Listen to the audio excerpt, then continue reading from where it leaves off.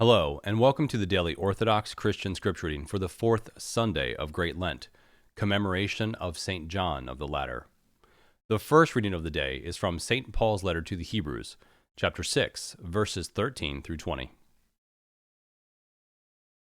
Brethren, when God made a promise to Abraham, since he had no one greater by whom to swear, he swore to himself, saying, "Surely I will bless you and multiply you."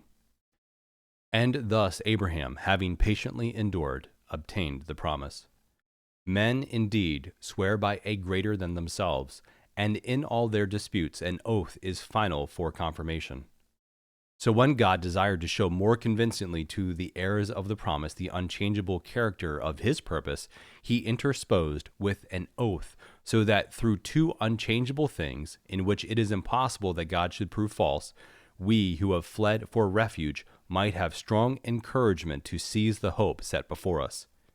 We have this as a sure and steadfast anchor of the soul, a hope that enters into the inner shrine behind the curtain, where Jesus has gone as a forerunner on our behalf, having become a high priest forever after the order of Melchizedek. And today's gospel reading is from Mark chapter 9, verses 17 through 31. At that time, a man came to Jesus kneeling and saying, "Teacher, I have brought my son to you, for he has a dumb spirit, and wherever it seizes him, it dashes him down, and he foams and grinds his teeth and becomes rigid. And I asked your disciples to cast it out, and they were not able." And he answered them, "O faithless generation, how long am I to be with you? How long am I to bear with you? Bring him to me." And they brought the boy to him, and when the spirit saw him, immediately it convulsed the boy, and he fell on the ground and rolled about, foaming at the mouth. And Jesus asked his father, "How long has he had this?" And he said, "From childhood, and it has often cast him into the fire and into the water to destroy him. But if you can do anything, have pity on us and help us." And Jesus said to him, "If you can, all things are possible to him who believes." Immediately the father of the child cried out and said, "I believe, help my unbelief."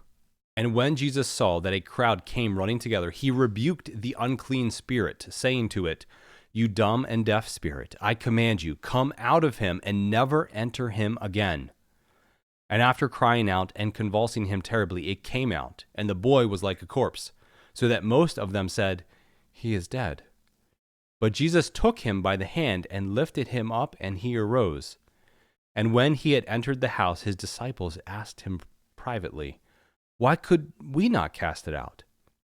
And he said to them, "This kind cannot be driven out by anything but prayer and fasting." They went on from there and passed through Galilee.